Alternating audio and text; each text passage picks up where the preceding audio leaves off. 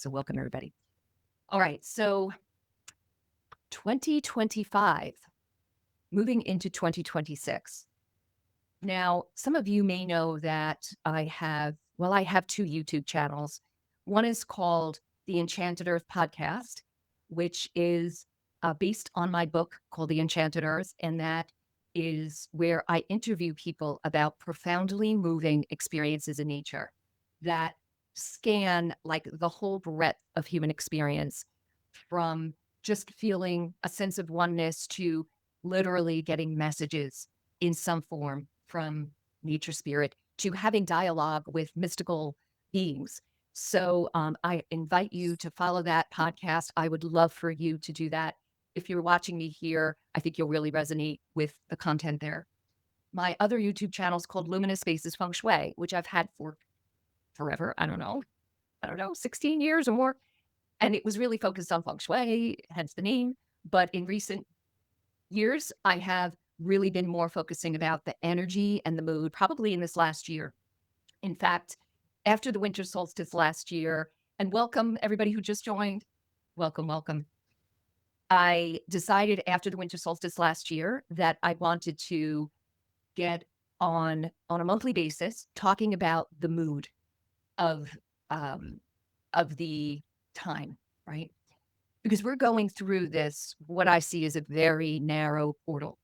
We're squeezing from the past into the future. And you could say that we do that every year, kind of a metaphoric visual of that process of being, rebirthed again through the birth canal.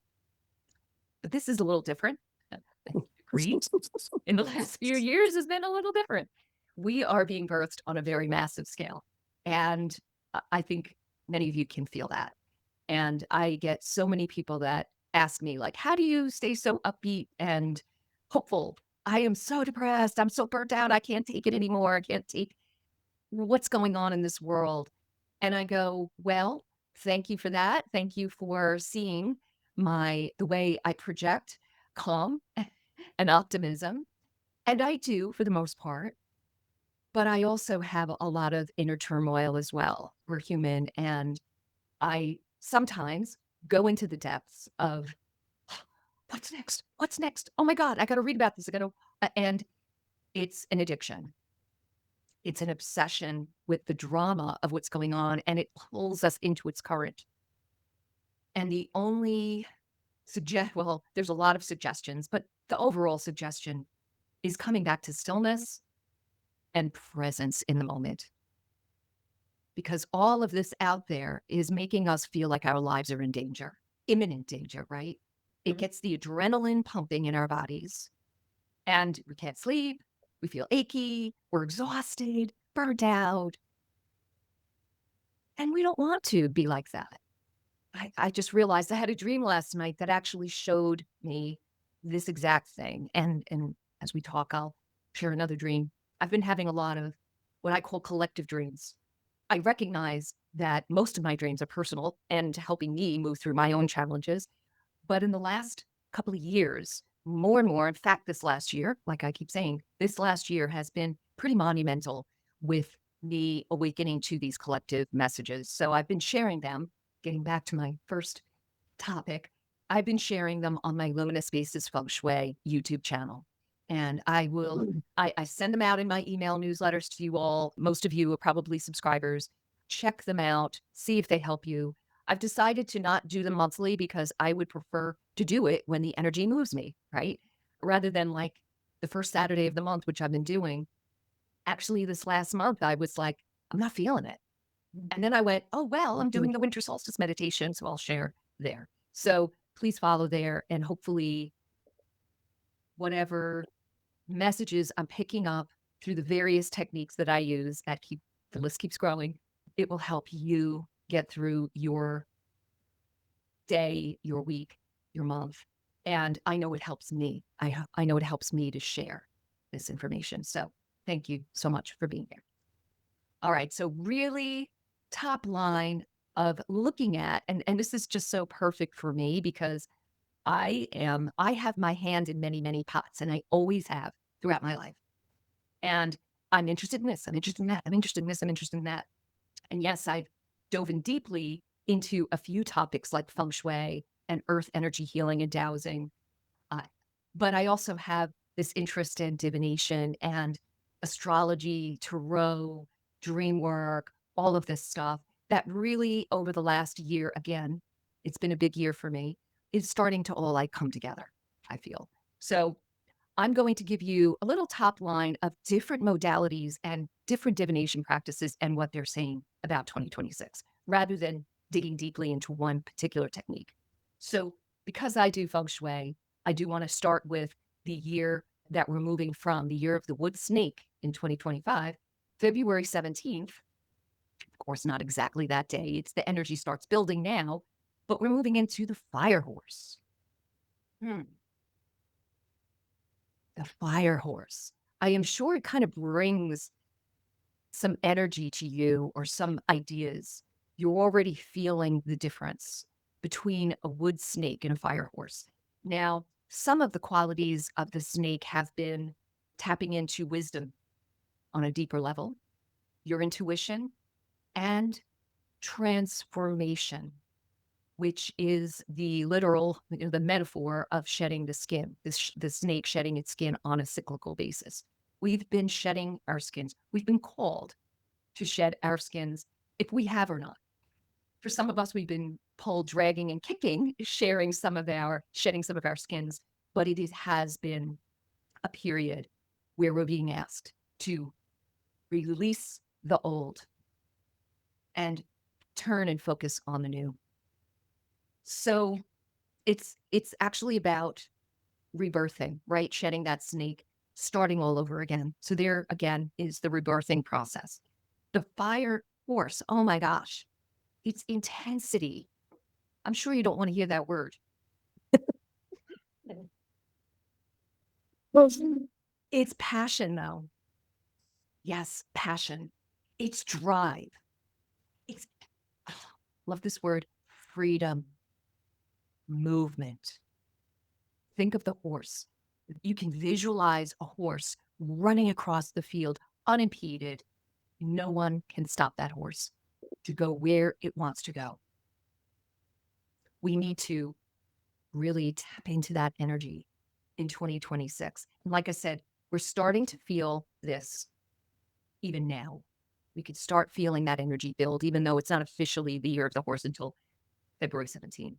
Words, these words that I got off of the internet, somebody's look at this, bold progress. Loving that. But on the flip side, potential chaos.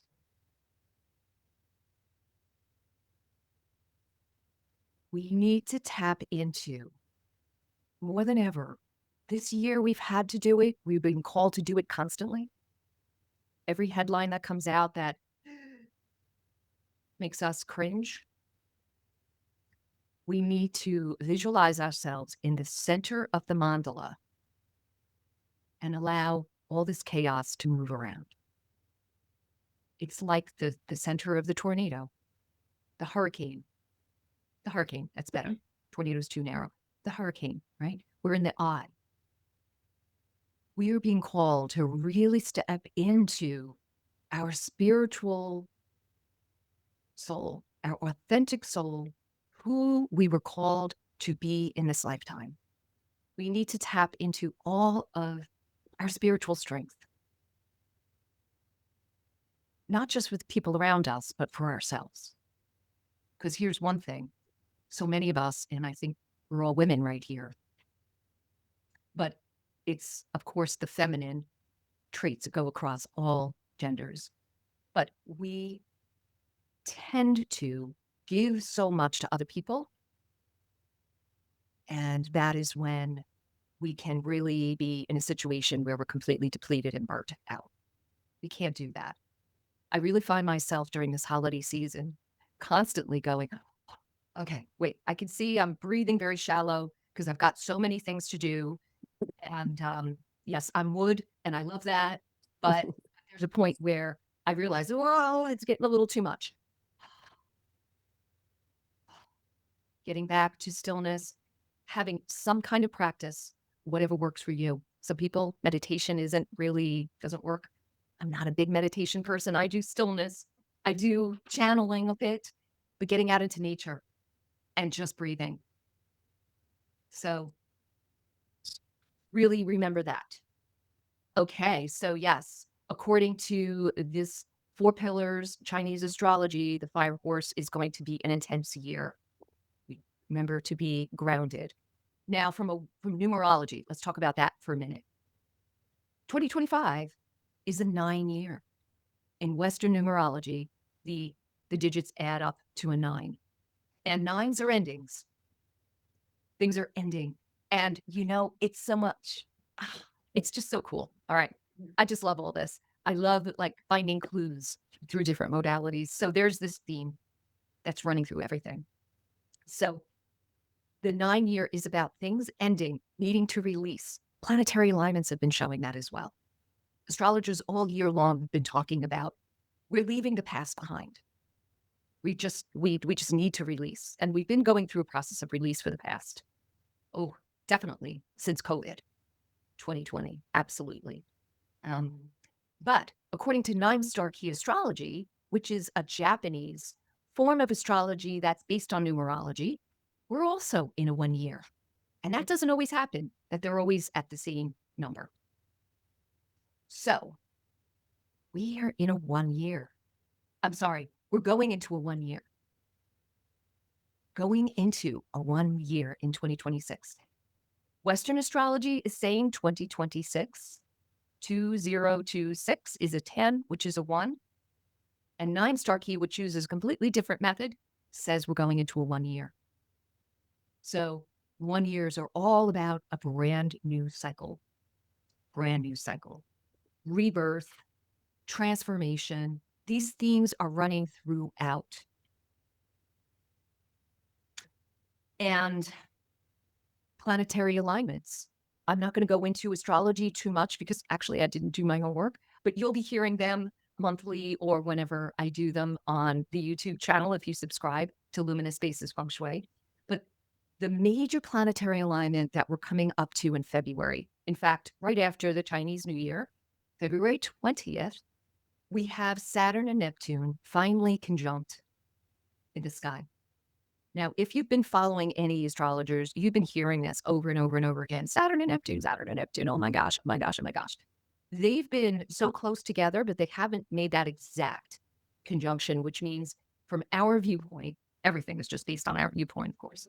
Up in the sky, like one is behind the other. They're like stacked up. So if you had a telescope, you would see Saturn, but you wouldn't see Neptune because it was behind Saturn. So that happens, oh gosh, it happens regularly. I mean, I think every 2 decades or so, Saturn and Neptune conjunct each other. So it's not like that is a big story. What's really a big story is they're meeting at 0 degrees Aries. Now, that is the spring equinox, right? 0 degrees Aries. That is what humankind, has noted as the beginning of the year. So again, it's beginning energy, and it is the start of a whole new cycle. Now, this hasn't happened. These 2 planets have not met up at 0 degrees Aries. I forget the date. It doesn't matter. 6,000 years. Yeah. So before written history. It's a big deal. It is really, really a big deal. And so many mystics and, energy workers see this as a complete reset. Now, we know nothing changes overnight, which is frustrating because we keep, oh yeah, this eclipse, this is going to happen. And, you get inklings of it. You see seeds, but nothing happens overnight. So this is really, really big news that just adds to the beginning, rebirthing, transformation of these times. And taking into consideration all this energy, this big, big things going on in different areas. So I am a geology buff too. I love geology, geography, geology, biology a little bit. It's been a very big seismic year, a lot of volcanic eruptions and earthquakes. And in the news now, they're saying predicted to be a very large earthquake in the Ring of Fire somewhere. Some people are saying California, San Fran area. Actually, I heard yesterday, Japan, of course, Kamchatka, Russia has had the biggest earthquake so far this year, which I think was an 8.8, really, really big, but in very sparsely populated areas. So that was really good. We certainly don't want this to be, don't want this to occur, but we've also had solar maximum activity, which I love Stefan Burns. If any of you heard me mention him, he's a geophysicist and he gets into seismic activity in the correlation to the solar cycles. We're in solar maximum 25 and it was a crazy year. So there's been a lot of seismic activity that is correlated to the seismic activity. Did I just say the same thing? Solar activity leading to seismic activity. Okay. And then, unless you were under a rock, you know about 3i Atlas. And 3i Atlas is the third interstellar visitor that we have observed because our telescopes are strong enough to observe this. But 3i Atlas has caused a lot of, media buzz about what is this? Is it, natural? Is it, technology that's been made? I think I'm of an agreement that it is some kind of natural object. However, that does not discount the effect. And just as everything here on the planet, I believe, has consciousness, everything out in the universe has consciousness too. So many of us feel that 3i Atlas has been ushering in, is actually a trigger to set off major consciousness transformation here on this planet.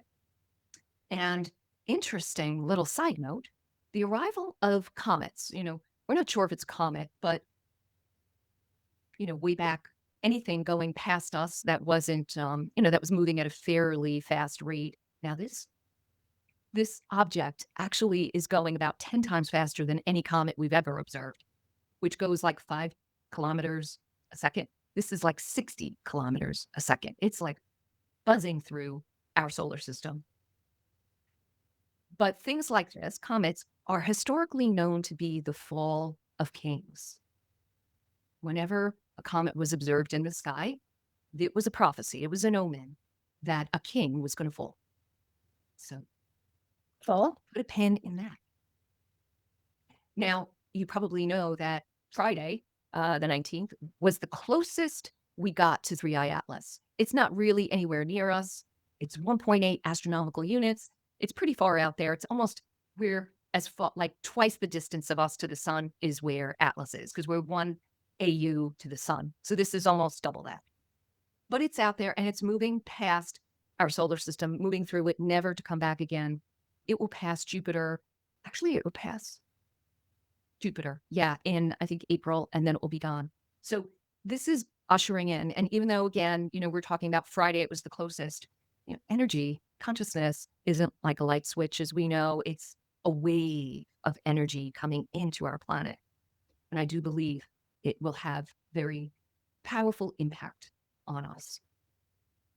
And then I just read this morning, which is so cool, that there were a variety of sightings of rare albino animals in 2025. So I looked it up and I didn't have enough time to really dig too deeply, but there was a lynx, I think, a white lynx that was spotted just in October in Spain. And it was like all over, like I saw it in news clips and all over the place. So you can find that. And there was also white albino moose. I can't remember where. I think it was somewhere in Scandinavia. And I think there was one other. So really interesting arrival of these really rare animals that, again, are connecting us with a very high spiritual energy. These animals were always as an omen to higher consciousness, I feel, and some like major transformative energies. So I just love that. Well, I want to close this segment before we go into the meditation to briefly tell you about a dream that I had like 2 weeks ago. It was like in 3 parts. And the first part was just generally needing to cross a river. And there was a whole bunch of us getting onto this like ferry. And we're on this ferry boat at night. and the water was just crazy, and we were being bounced around, and it was shocking. It was really scary and shocking. And I remember seeing the captain like drive crazy through this turbulent water. And I wondered to myself, like, is he helping or hurting? Is he making this worse? Or is he navigating in the best way so we don't capsize? And I didn't know. So the next part of the dream, I'm suddenly in Australia. I don't think it really matters. It's an exotic area of the world in a new place. Say, for me, I've never been to Australia. Hello to anybody who's there. And in this, I did not know where I was. And I walked up to I have to say the word is a jolly man. No, he wasn't dressed up as Santa Claus, but he was just like a jolly old soul, just a sweetheart. And I walked, and it was night again, and he was standing under a light. And I asked him, and then I was like, where am I even asking him to go to? But I knew that he would be able to help me navigate to wherever I needed to go. So I was like, okay. And then finally, the end of the dream, I was hearing this. I'm a big Jeopardy fan. So it was like a Jeopardy kind of question. And I went, oh, what is the Ascension Islands? And then I woke up. So obvious connection, ascension is like the direction we're heading in, right? We're going through these turbulent waters, not knowing if we're being guided in the right way, but just having faith and getting to our location. I feel like that jolly man represented our need because this, I think, is the next part of what we need to do is tapping into just fun, pleasure, joy. What lights us up? So stillness and what lights us up? Yes, Katie, Ascension Islands, right? That's what's going to get us there, is tapping into that warmth, that fire energy, the fire wars, warmth, love, joy, silliness, childlike wonder. Um, so I really felt that this was just a beautiful metaphor for our journey and to remind us all to be in that place of those qualities. And that's what's going to get us through, not sinking into getting sucked into the whirlpool of despair and fear and stress and anxiety. And as I said before, I'm not immune to any of that. I feel that too. And I notice it's when I get sucked into those stupid headlines, those stories, the clickbait. It's no good. And yes, we have to be informed, but we've got to realize that there's a level of being informed and then jumping out or getting sucked into the whirlpool. So that's my suggestion for us all next year. All right, guys. All right. So I did this tarot I-Ching reading last week, and I asked, where are we as humanity in 2026? Pretty big question, right? And I got the hexagram 44, which is temptation. Just listen to this. Now, keep in mind, this is where we are now. There's going to be another hexagram, which demonstrates where we're heading as of now. A seemingly harmless, yet potentially dangerous temptation has entered the picture. How could such a minor element pose a threat to an ongoing situation? How can a non-essential entity seize control and create darkness and chaos in an established environment? Can't make this up. You need only entertain and indulge this temptation to find out. When you give your attention to darkness, you grant it a position of power in your life. This encounter cannot be avoided, but you can prevent it from gaining in influence.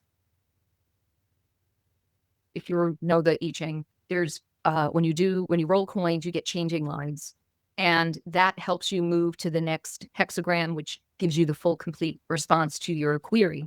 So it was interesting that 5 of the 6 lines were changing lines, which that's a lot. That's a lot. You might get 1 or 2, maybe 3, but 5 of the 6. All right. So it's number 19, which is called promotion. The time is one of immediate promotion. The Chinese correlated this hexagram to the end of winter and beginning of spring. Like the sprout of a new plant shooting forth its first burst of creative activity, you can now make your first positive advancements toward the attainment of your goal. If your concerns are directed toward matters of politics or power, this will be a most rewarding moment. A promotion of your abilities or talents will now put you in the spotlight of events. At the same time, you will find yourself in a position of authority. You will be able to skillfully influence and support others. It would be wise to address yourself to the concerns of those around you, thus consolidating your position in society. This tremendously positive time will not last forever, so you must use it to your best advantage.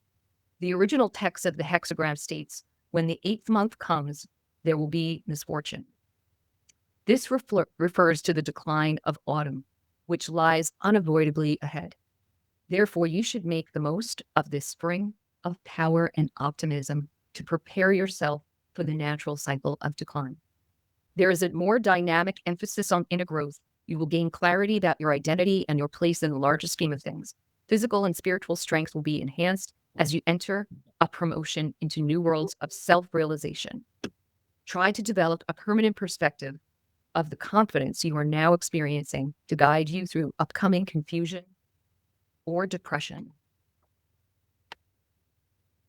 So again, that first hexagram, temptation, is like the situation now. And 19, promotion, is where we are moving. At least, with any divination, it's at the moment that you're doing the reading. So it was a couple of weeks ago, but I thought it couldn't have been a more perfect, that's the power of divination is just incredible. But I feel like this past year, I've been just so moved to do those little updates. And, I think they're, half an hour updates that I do on YouTube. And I just kind of do like the top level planetary alignments, or sometimes it's a dream, a collective dream, or something else, any other kind of omen that I'm receiving. And, any combination of the above. And like I said, it is so helpful to me to kind of like put it together, and I go, okay, let me just put this out there. So thank you. Thank you.